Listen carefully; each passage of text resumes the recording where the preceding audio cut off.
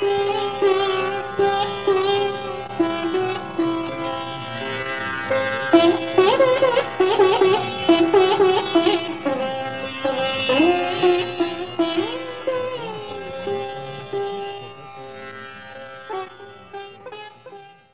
दोस्तों, पहले तो बहुत धन्यवाद कि आपने मुझे बुलाया। और अपनी बात शुरू करने के पहले एक सवाल पूछ लूँ। मैं मराठी समझता पूरा हूँ, पर प्रॉब्लम है कि जब मैं मराठी बोलता हूँ घर में तो मेरी बीवी को बहुत हंसी आती है, इसलिए मैं हिंदी में बोलूँगा तो चलेगा? Thank you very much. तो पहले तो ये बात है कि आज मुझे यहाँ आकर बहुत खुशी हुई। कल मैं आपके पनवेल के कार्यक्रम में भी था और सबसे खुशी की बात ये है कि जहाँ एक तरफ हम इस दुख में हैं कि डॉक्टर दाभोलकर की हत्या हुई, उनके हत्यारों को पकड़ा नहीं गया, और वो पकड़ा नहीं गया या नहीं पकड़े जा रहे, वो भी समझ लीजिएगा, उनको पकड़ना नहीं है। उसी के साथ साथ दूसरा उसका पहलू ये है कि मुझे लगता है कि जिस प्रकार से अंधश्रद्धा निर्मूलन समिति का काम बढ़ रहा है, मुझे लगता है कि डॉक्टर दाभोलकर जिंदा रहेंगे। और ये आपके संगठन के साथ तो मैं एक समांतर संगठन के रूप में लगातार चलते रहता हूँ, देखते रहता हूँ, और अभी भी हमने इसमें बहुत सारी मीटिंग्स की। तो मुख्य रूप से मैं, वैसे टॉपिक तो बहुत बड़ा है क्योंकि अंधश्रद्धा एक बड़े टॉपिक का एक छोटा भाग है। वो बड़ा टॉपिक, बड़ा विषय ये है कि समाज में जो पूरा तार्किक रैशनल सोच और उसके साथ चलने वाली राजनीति, ये ख्याल कीजिएगा, तार्किक सोच केवल हवा में रहने वाला, किताब में रहने वाला और इस पर नहीं है। तार्किक सोच ये सामाजिक बदलाव का आधार है। अगर हमको समता मूलक समाज चाहिए, स्त्री पुरुष की बराबरी चाहिए, सभी धर्मों के बीच में बराबरी चाहिए, जो सोच उसका आधार है वह तार्किक सोच। तो एक तरफ है तर्कपूर्ण सोच, रैशनल थिंकिंग, साइंटिफिक टेम्पर, और दूसरी तरफ है श्रद्धा के आधार पे कुछ विश्वासों को समाज में लादना। अभी तो बहुत नंगे रूप में दिख रहा है, naked form we are seeing it, पर इसकी शुरुआत काफ़ी पुरानी भी है। पुरानी भी इसलिए है कि हमारे समाज में, भारतीय समाज में ख़ास तौर से आप देखिए तो हम जब फुले, शाहू, अम्बेडकर को याद रखते हैं, याद करते हैं, और लगातार याद रखना चाहिए, वो इसलिए कि यहाँ वर्ण व्यवस्था, जाति व्यवस्था का जो अत्याचार है वो काफ़ी पुराना है, काफ़ी गहरा है, और उसके खिलाफ, उसको भी बनाए रखने के लिए एक श्रद्धा का सहारा लिया गया। श्रद्धा अंधश्रद्धा में आसानी से परिवर्तित हो जाती है, और वो अंधश्रद्धा का सहारा ऐसा लिया गया कि भाई वेदों की रचना तो हुई, और सीधा कहा गया कि भाई वेद जो ये ईश्वर निर्मित हैं। अब ईश्वर निर्मित हैं तो आप और मैं कौन होते हैं उसको बदलने वाले? वेदों में पुरुष सूक्त है जो कहता है कि ब्रह्मा के मुख से 4 वर्णों की उत्पत्ति हुई, ब्राह्मण, क्षत्रिय, वैश्य, शूद्र, तो आप कौन होते हैं उसको बदलने वाले? तो इसके विरोध में पहला स्वर जो आया वो था चारवाक का।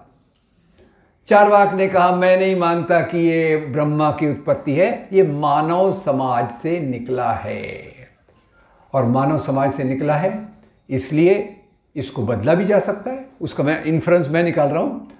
पर जब चारवाक ने इस बात को कही तो उसकी प्रतिक्रिया क्या थी? पूरा जो पुरोहित वर्ग था, पुरोहित वर्ग से आप समझ लीजिए केवल एक ही धर्म में पुरोहित वर्ग नहीं होता, पुरोहित वर्ग हर धर्म में होता है, और पुरोहित धर्म का वही रोल होता है जो यहाँ है। और उसके लिए मेरे ख्याल से हमारे मराठी में जितना अच्छा शब्द है वो उतना अच्छा शब्द कहीं नहीं है, वो है शेठ जी, भट्ट जी। तो वो उससे प्यारा शब्द मुझे दुनिया में कहीं नहीं मिला। खैर, तो पुरोहित वर्ग ने कहा, ये चारवाक क्या कह रहा है कि वेद तो ब्रह्मा की उत्पत्ति नहीं है, ये मनुष्य समाज से आए। तो बोले, जो भी इसको मानेगा ना, जो भी इसको मानेगा वो बहुत अनैतिक रास्ते पर जाएगा, और अगले जन्म में वो सियार के रूप में जन्म लेगा।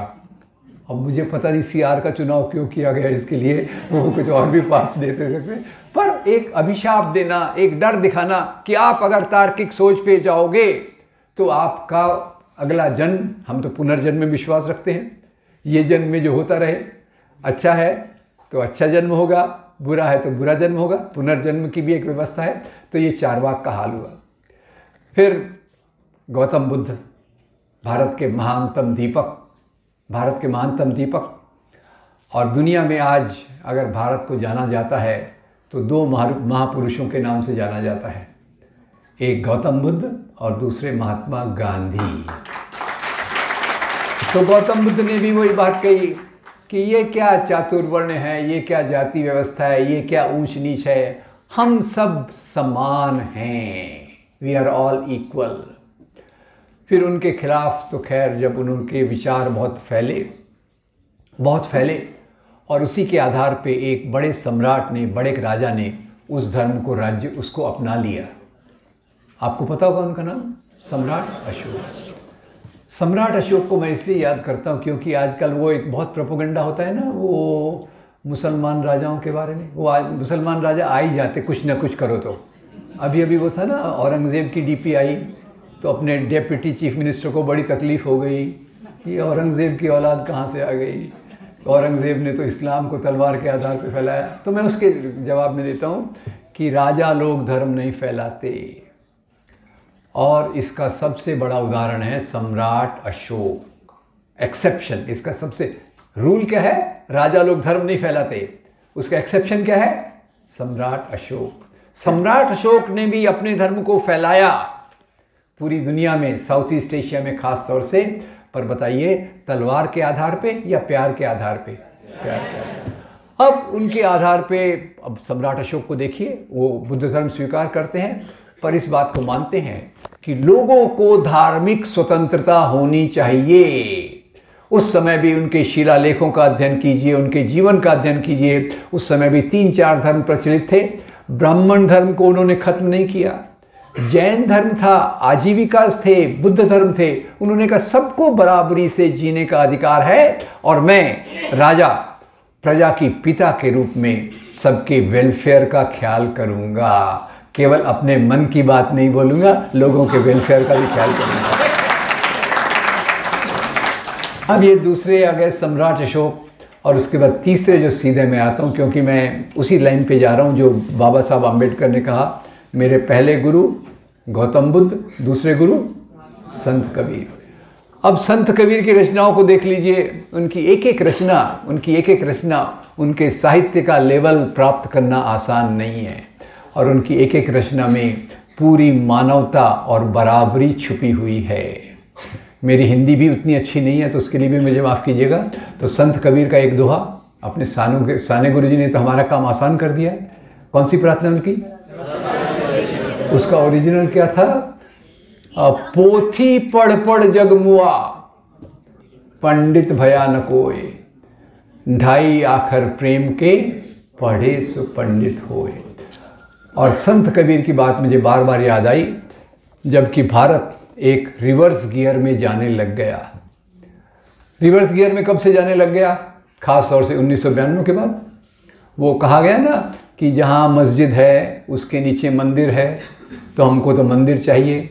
अब पता नहीं कौन देख के आया था कि भगवान राम का जन्म वहीं हुआ था जहाँ बाबरी मस्जिद खड़ी है, वो पता नहीं किसने देखा था, पर शायद मेरे ख्याल से वो रथ यात्री जी ने देखा होगा, वो टाइम मशीन बैक साइड में ले जाके देखा होगा, और उन्होंने फिर वो कहा कि हम तो मंदिर वहीं बनाएंगे। क्योंकि इसके पहले भारत में एक वैज्ञानिक सोच वाले एक दूसरे महान व्यक्ति थे। पंडित नेहरू को मैं केवल एक नेता के रूप में नहीं देखता। पंडित नेहरू वो थे जिन्होंने साइंटिफिक टेम्पर को सामने लाया, यहाँ तक लाया, संविधान के डायरेक्टिव प्रिंसिपल्स में उनको रखा। अंबेडकर और नेहरू में कई मतभेद होंगे, होना भी चाहिए, महान लोगों में मतभेद नहीं होंगे तो क्या होगा, पर समानता भी थी। हम लोग मतभेद को देखकर अपना खून जलाते रहते हैं, अरे गांधी और अंबेडकर के मतभेद थे, नेहरू और अंबेडकर के मतभेद थे, पर उनमें समान बात क्या थी?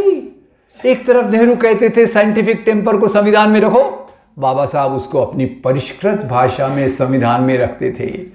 तो हम तब तक सोचते थे, नेहरू की स्पीच के वो थी ना, भाखड़ा नंगल बांध का उद्घाटन करते समय, उसको थोड़ा मॉडिफाई करके मैं बोलता हूँ, नेहरू ने उस समय कहा था भाखड़ा नंगल बांध का उद्घाटन करते समय, ये जो बांध हैं, उनके शब्द और ब्रैकेट में मेरे शब्द, ये बांध जो हैं उसके साथ साथ हमारे जो एजुकेशनल इंस्टीट्यूट्स हैं, हमारे जो पब्लिक सेक्टर एंटरप्राइजेस हैं, हमारे जो हेल्थ सेंटर्स हैं, ये आधुनिक भारत के नए पूजा के स्थान हैं, साइंटिफिक टेम्पर।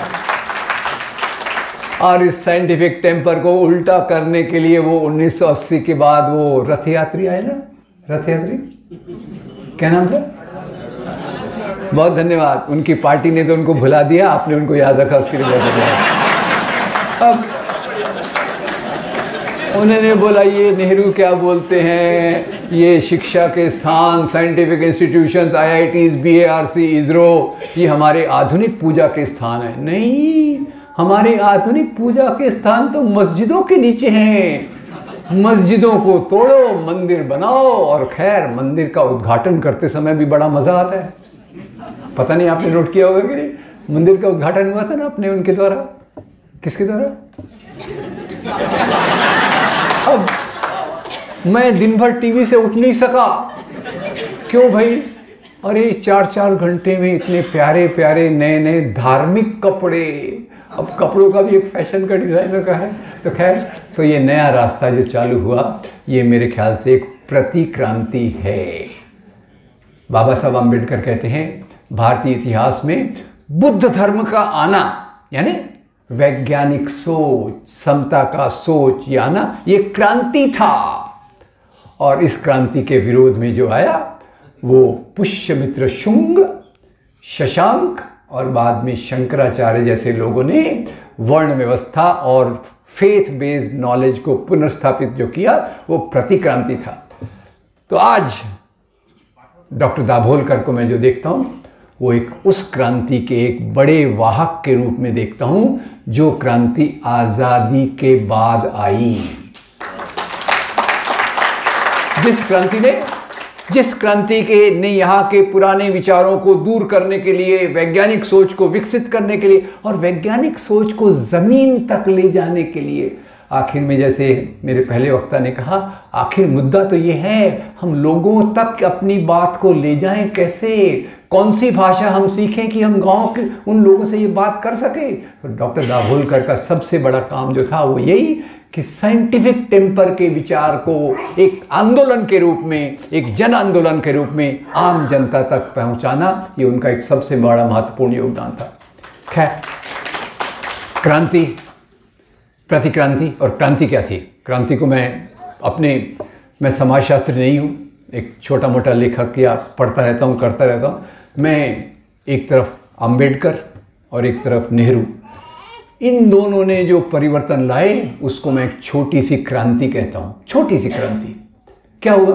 बाबा साहब ने वो संविधान रखा।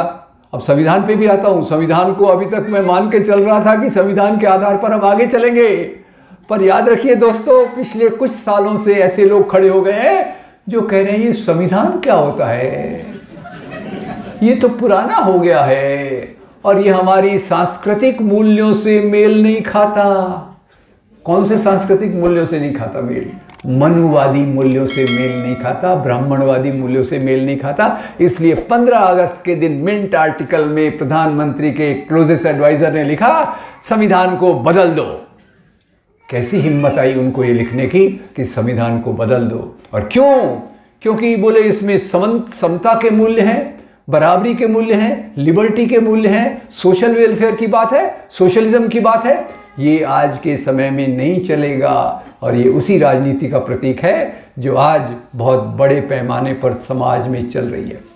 तो खैर, एक तरफ जैसा नेहरू जी ने रखा साइंटिफिक टेम्पर के आधार पे, मुझे सौभाग्य मिला उस इंस्टीट्यूट में काम करने का, जहाँ मैं रोज़ जब ऑफिस जाता था तो मुझे वहाँ एक प्लाक दिखता था, इस IIT की आधारशिला जवाहरलाल नेहरू ने रखी।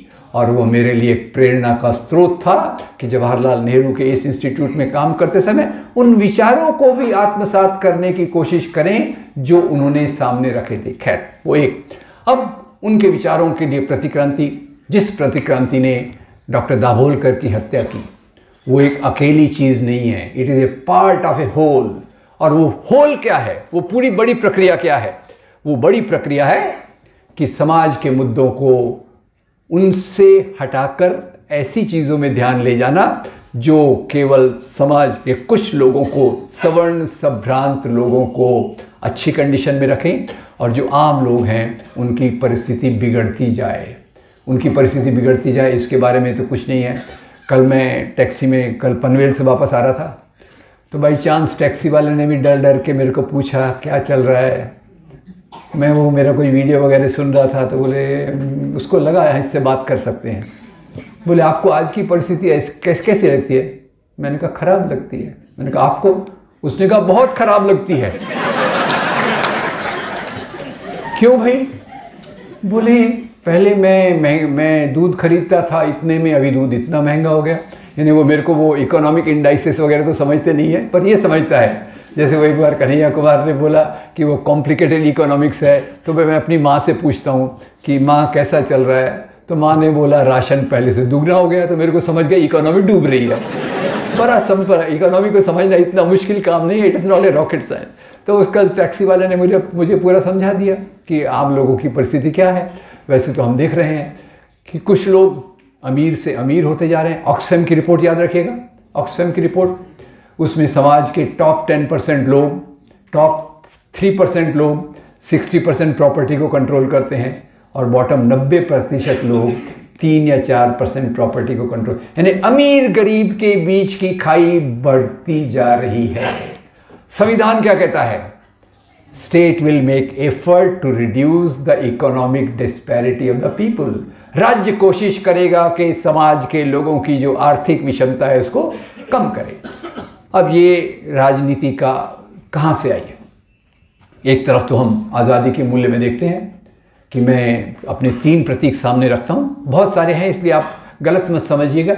3 को मैं सबसे सामने रखता हूँ, और उनके इसमें बाकी को ले लेता हूँ प्रवाह में। सबसे पहले मैं रखता हूँ शहीद आज़म Bhagat Singh.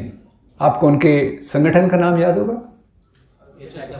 Hindustan socialist Republican association, और नौजवान भारत सभा भी था। खास तौर से नौजवान लोग याद रखिए उसको। फिर दूसरे मेरे प्रतीक जो हैं बाबा साहब भीमराव बाबा साहब अम्बेडकर। बहुत संगठन बनाए उन्होंने, शेड्यूल कास्ट फेडरेशन, बहुजन हितकारिणी सभा, और अंत में उन्होंने एक पार्टी बनाई जिसके बहुत सारे टुकड़े मौजूद हैं। कोई इधर चाट रहा है, कोई उधर चाट रहा है। कौन सी? Republican party. और तीसरी एक पार्टी को याद रखिए, मैं उसको वोट देने के लिए नहीं बोल रहा, वो आपका चॉइस है।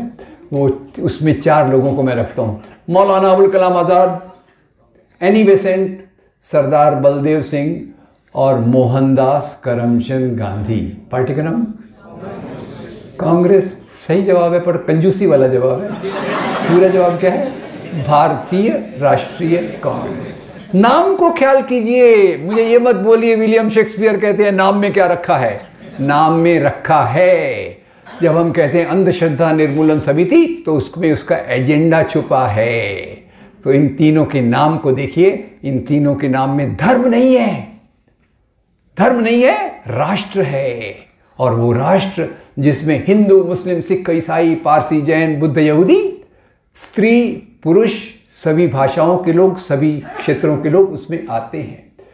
और जब ये लोग ऊपर आ रहे थे औद्योगिकीकरण के कारण, आधुनिक शिक्षा के कारण, याद रखिए समाज बदलता है। समाज एक ठहरा हुआ तालाब नहीं है, समाज में बदलाव आए। मॉडर्न एजुकेशन, जिसको ज्योतिराव फुले ने कितना, उसके लिए उन्होंने अंग्रेज़ों को धन्यवाद दिया। अब ये बात काफ़ी क्रांतिकारी है कि अंग्रेज़ों को धन्यवाद देना कि आपने वो एजुकेशन लाया जो आज हम दलितों तक ले जा पा रहे हैं, और दलितों तक, और इसी के साथ साथ स्त्रियों तक ले जा पा रहे हैं। तो मॉडर्न एजुकेशन आया, मॉडर्न एजुकेशन के साथ साथ आधुनिक इंडस्ट्री आई, और उसी के साथ वैज्ञानिक सोच की शुरुआत हुई। आप ज्योतिराव फुले जी का हमने अभी गीत गाया, बहुत प्रेम से गाया, उसमें भी आप देखिए कितना वैज्ञानिक सोच छुपा हुआ है। तो इधर के जो संगठन हैं, भगत सिंह का हो, अंबेडकर का हो या गांधी का हो, उसमें कहीं ना कहीं एक वैज्ञानिक सोच छुपा हुआ है। अब इसका विरोध करने वाले कहाँ से आए? इसका विरोध करने वाले वो लोग थे जिसके लिए मैंने शब्द इस्तेमाल किया था, शेठ जी भट्ट जी। मुसलमान नवाब, हिंदू राजा, मुसलमान जागीरदार, हिंदू जमींदार, इन लोगों को लगा रही है क्या हो रहा है, स्त्रियों में शिक्षा जा रही है। अभी तक तो खैर स्त्रियों की शिक्षा की एक बात मैं हमेशा याद करना चाहता हूँ, आज तो अच्छा लगता है हॉल में स्त्रियाँ भी हैं पुरुष भी हैं, पर स्त्रियों की शिक्षा कितना मुश्किल थी वो आप जरा सोचिए। इसका एक उदाहरण दे देता हूँ। सावित्रीबाई फुले और उनकी स्कूल की पहली शिक्षिका कौन थी? फातिमा जी। अब मैं वैसे पढ़ रहा था कि वो लोग जब स्कूल जाती थी तो अपने साथ एक एक्स्ट्रा साड़ी लेके जाती थी। तो मेरे दिमाग में आया ये एक्स्ट्रा साड़ी क्यों ले जाती थी, क्या इनको भी अपने प्रधानमंत्री जैसा बार बार कपड़े बदलने की आदत थी? पर पता चला नहीं, लोग उन पे कीचड़ गोबर पत्थर फेंकते थे और कहते थे आप हम जो कर रहे हैं हमारे धर्म के खिलाफ है।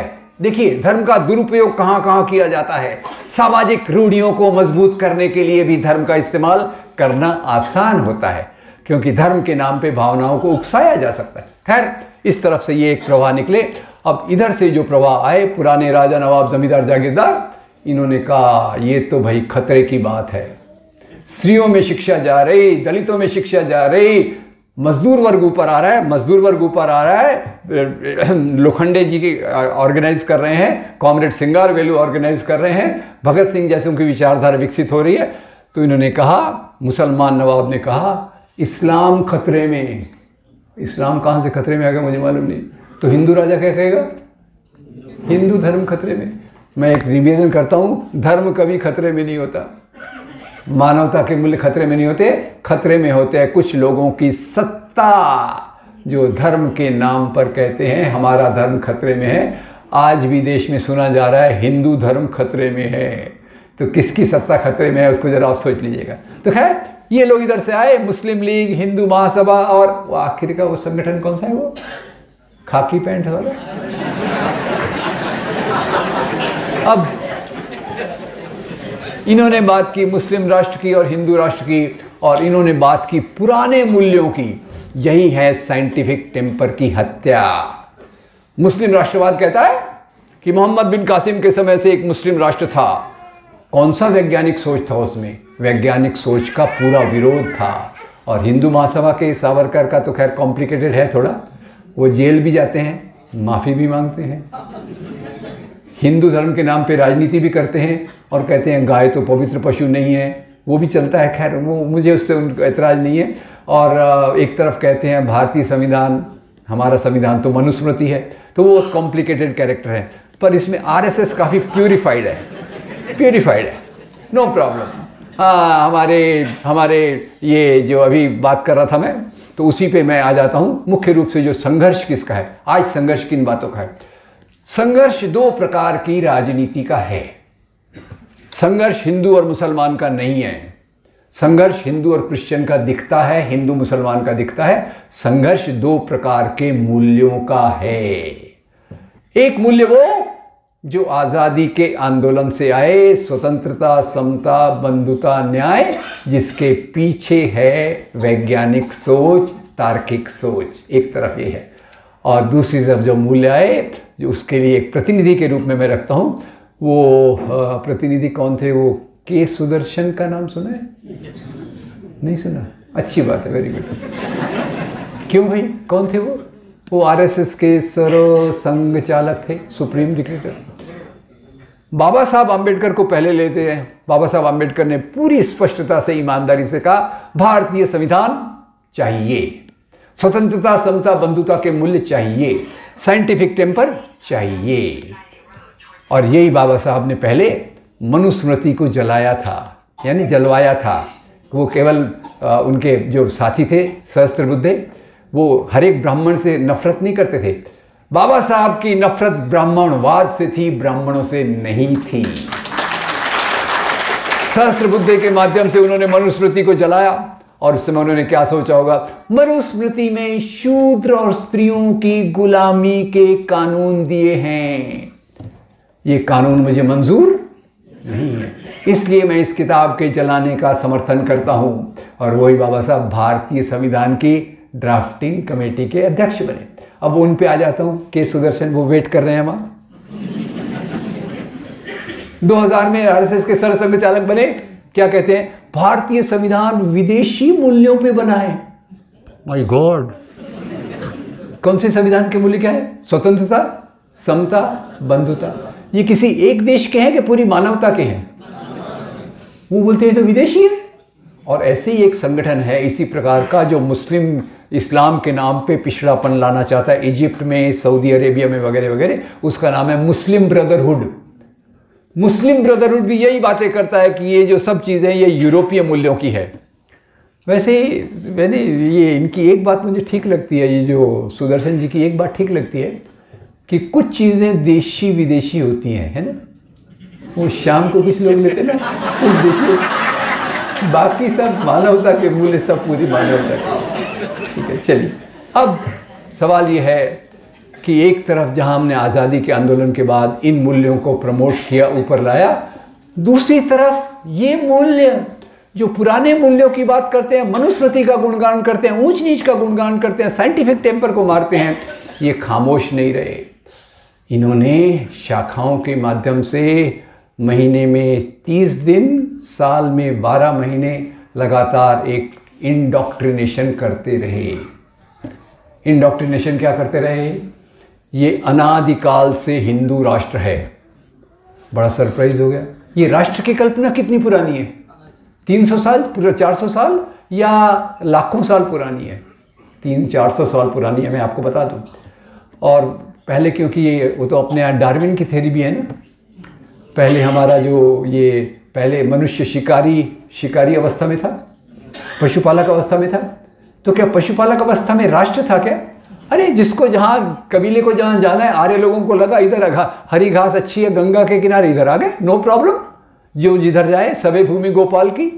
तो उस समय राष्ट्र नहीं था। उसके बाद आई राजाशाही, जिसका आज बहुत गुणगान होता है। ये हमारे राजा वेरी गुड यार, हिंदू राजा वेरी गुड। इधर पाकिस्तान में मुसलमान राजा वेरी गुड।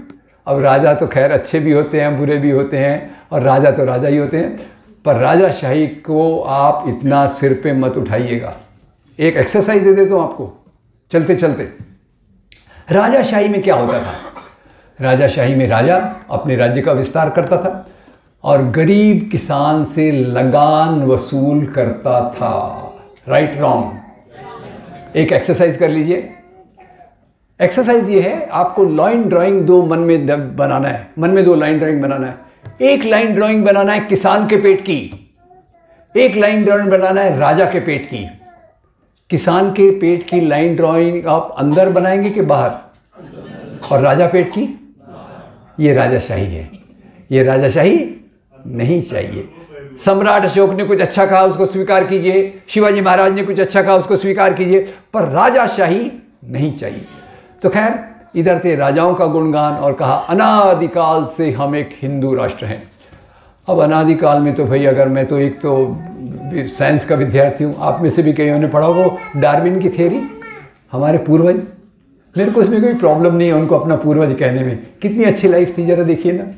झाड़ पे रहना, इधर से उधर जंप मारना, ताजे ताजे फल खाना, हरी हरी हवा लेना, मुझे कोई प्रॉब्लम नहीं है। इसीलिए शायद उन्होंने किताबों से डार्विन की थ्योरी निकाल दी कि भाई कहाँ उधर जाते हो। खैर, तो दोस्तों सवाल ये है कि हमें आज एक बड़ी चुनौती का सामना करना है। दाभोलकर जी के सिद्धांत आइसोलेशन में हम नहीं देख सकते, इस बात को याद रखिए। दाभोलकर जी के सिद्धांत एक पूरी सोच का तरीका होना चाहिए, और वो तरीका है हमारे यहाँ लोकतंत्र, स्वतंत्रता, समानता के मूल्यों को मजबूती देना, और उसमें अंधश्रद्धा निर्मूलन उसका एक सेंट्रल पार्ट है, उसका स्पाइनल कॉर्ड है। उसके चारों तरफ बाकी आंदोलन चलना चाहिए जो अंधश्रद्धा को मजबूत करते हैं। धर्म के नाम की राजनीति, उस धर्म के नाम की राजनीति के खिलाफ खड़े रहना है। और एक और बात बता दूं, केवल 2 चीज़ें और मैं बताऊंगा। धर्म के नाम की राजनीति जहां भी आती है, वो देश को पीछे ढकेल देती है। पाकिस्तान में आई धर्म के नाम की राजनीति, शुरू से आई। क्या हुआ वहाँ का? साइंस का डेवलपमेंट, इंडस्ट्री का डेवलपमेंट। वहाँ आज आटा 300 रुपये किलो मिल रहा है, पेट्रोल महंगा हो गया, लोग केवल सूंघ के काम चला लेते हैं। पाकिस्तान, और वो रोज के रोज एक जनरल, दूसरा जनरल, एक पॉलिटिशियन जो पहले प्राइम मिनिस्टर रहा उसको लटका देते हैं और आगे काम चले जाता है। फिर केवल पाकिस्तान, तालिबान को देखिए, पावर में आ गए, पहला काम क्या है, लड़कियों को आप वापस जाओ, ये हॉल में आपकी कोई ज़रूरत नहीं है, स्कूल में आपकी कोई ज़रूरत नहीं है, बुर्का पहनो, ये करो। फिर सबसे शौक मुझे कब लगा, एक साल पहले श्रीलंका में बड़ा उठाव हुआ। चीज़ें महंगी हैं, खाने को नहीं मिल रहा, नौकरी नहीं है, पेट्रोल नहीं है।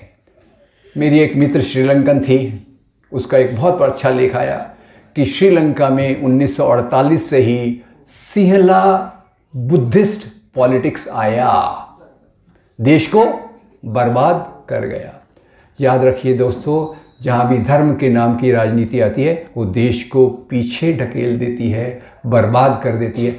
धर्म से मुझे मोहब्बत है, क्योंकि धर्म खरा तो जगाला, और जो नफरत पैदा करती है वो राजनीति है। मुसलमान ऐसे होते, मुसलमान वैसे होते, क्रिश्चियन ये होते, वो होते, सब एकदम गलत प्रोपेगेंडा है, उस पर मैं नहीं जाऊंगा। पर मैं केवल इतना कहना चाहूँगा कि आज अगर हम चाहते हैं दाभोलकर जी के सिद्धांतों को गहराई से एक आधार देना, तो धर्मनिरपेक्षता आंदोलन, धर्म के नाम पे चलने वाली राजनीति का मुकाबला करना, कैसे करना, बहुत मुश्किल है, बहुत मुश्किल है। अभी पिछले 9 साल में तो जो हालात हो गए हैं, वो जो शाखा रहती है डबल ट्रिबल हो गई संख्या में। हिम्मत से आते हैं, बोलते हैं हमको यहाँ शाखा लगानी है, लगाओ बाबा, कौन है ऊपर आका उनके बैठे हैं, कौन रोक सकता है। तो अब किया क्या जाए, 3 चीज़ें हैं उसमें। एक तो पहले हमको इंडिया और भारत को बचाना है, इशारों में बात काफ़ी है। नंबर 2, मेरा विश्वास है आज भी धर्मनिरपेक्षता में मानने वाले, तार्किक सोच में मानने वाले, सामाजिक आंदोलन में मानने वाले, समाज की बेहतरी चाहने वाले, बेहतर समाज बनाने के लोगों की संख्या ज़्यादा है, पर हम सब बिखरे हुए हैं। 1 से 2 संगठन बनने में टाइम ही नहीं लगता, 2 से 4 संगठन बनने में टाइम ही नहीं लगता, और वहाँ का जो संगठन है वो ऐसा मुट्ठी के रूप में मजबूत है। एक नागपुर से निर्देश आएगा, पूरी राजनीति वैसे चलेगी। तो हमारे सामाजिक संगठनों में तालमेल करने की ज़रूरत है, एक दूसरे के साथ कंधे से कंधा मिलाकर चलने की, हाथ से हाथ पकड़ के चलने की ज़रूरत है सामाजिक आंदोलनों को। और उसमें आप जो भी रोल प्ले कर सकें आपने प्ले करना चाहिए। आपका संगठन अलग है, मेरा संगठन अलग है, पर हमारे जो विचार हैं उसके आधार पे हम आंदोलन साथ साथ करेंगे, और आंदोलन ही है जो लोकतंत्र को जिंदा रखता है। ये डबल चीज़ है, लोकतंत्र के बगैर आंदोलन जिंदा नहीं रह सकते, और आंदोलन के बगैर लोकतंत्र मजबूत नहीं हो सकता। और तीसरा और अंतिम बात जो मेरे पहले के अच्छे वक्ता ने बहुत प्यार से बताई, समाज के नीचे के लोगों तक पहुंचने की कोशिश, जुड़ाव, और उनमें एक तरफ आंदोलन की बात और दूसरी तरफ सामाजिक चेतना। सामाजिक चेतना कैसे बदली जाए। पहले कल मैंने पनवेल में, मुझे बहुत खुशी हुई, इतना अच्छा मैंने नाटक का एक छोटा सा भाग देखा, उसी में मैं खुश हो गया। इस प्रकार के नाटक क्यों न हम जगह जगह प्ले करें। हर एक बस्ती में नौजवान अपने, नौकरी तो करना है, पेट पानी तो लाना है, कोई ऊपर से अडानी अंबानी तो हमको देने वाले नहीं हैं, खुद की नौकरी तो करना है, पर साथ में 2 घंटे हफ्ते में मिलते हैं, 4 घंटे हफ्ते में मिलते हैं, तो क्यों ना हम ऐसे नौजवानों से दोस्ती करें, उनको साथ में लाएं, इस प्रकार के नुक्कड़ नाटक जगह जगह ले जाएं। नंबर 1। नंबर 2, हमारे जो सामाजिक संगठनों के ऑफिस हैं, वो ऑफिसेस हम सब के हैं, वामपंथी हो, सोशलिस्ट हो, अंधश्रद्धा निर्मूलन का हो, पार्ट 1 पार्ट 2 जो भी हो, हर जगह जाकर महीने में 1 बार, 15 दिन में 1 बार जागरूकता का कार्यक्रम करना ज़रूरी है। इस प्रकार की मीटिंग करना आसान नहीं है। अविनाश जी को और बाकी साथियों को लगातार महीनों महीने कोशिश करना पड़ता है, पर हम छोटे छोटे कार्यकर्ता भी अपने मोहल्ले में, अपने बस्ती में, ऑफिस में क्यों ना एक 15 दिन 20 दिन में एक कुछ कार्यक्रम करें, कभी त्यौहार के मौके पर, या फिर वीडियो फिल्म्स और डॉक्यूमेंट्री फिल्म्स। डॉक्यूमेंट्री फिल्म्स की बात की, विवेक की बात कर रहे हैं, रीज़न की बात कर रहे हैं, तो एक 15 एपिसोड का एक सीरीज़ है हमारे महान डॉक्यूमेंट्री फिल्म निर्माता और अच्छे दोस्त आनंद पटवर्धन का। विवेक रीज़न में एक एपिसोड डॉक्टर दाभोलकर पे भी है। अगर आपने नहीं देखा तो उसको 10 बार देखिए, 10 बार देखिए, 100 बार दिखाइए। अपनी कम्युनिटी सेंटर्स की ज़रूरत है जो लगातार प्रतिबद्धता से काम करें और इस प्रकार की डॉक्यूमेंट्रीज, अच्छे प्रकार की फिल्में। आज इतिहास की समझ गड़बड़ हो गई है। एक बहुत अच्छी समझ महात्मा गांधी ने रखी थी हिंदू स्वराज में, हिंदू राजा मुसलमान राजा क्या फ़र्क पड़ता है, ये गांधी जी का वाक्य है। और उसी को आगे लेकर जवाहरलाल नेहरू ने कहा था, हिंदू मुसलमानों के मेलजोल से ही भारत की सभ्यता, संस्कृति, साहित्य, कला, धार्मिक परंपराओं का विकास हुआ। और उस धार्मिक परंपरा और खाने पीने की एक बात कह दूं जाने के पहले, जैसे धार्मिक परंपराओं में अभी अपने वारकरी परंपरा है। वारकरी परंपरा में इस बार मैंने पढ़ा कि वारकरीज में हिंदू तो हैं ही, उसमें मुसलमान फॉलोअर्स, शेख मोहम्मद के फॉलोअर्स उसमें गए, बड़ी संख्या में भाग लिया। संत कबीर को मानने वाले हिंदू भी थे, मुसलमान भी थे।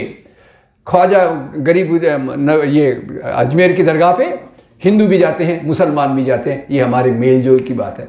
और सबसे बड़ी मेल जोल की बात हमारे खाने पीने में। जन्मदिन हम मनाते हैं, जन्मदिन क्या करते हैं? रामायण महाभारत में उल्लेख नहीं है। कोई बोलेगा इसको मत खाओ तो उसकी बात मत सुनो, जो अच्छा लगता है वो करने का।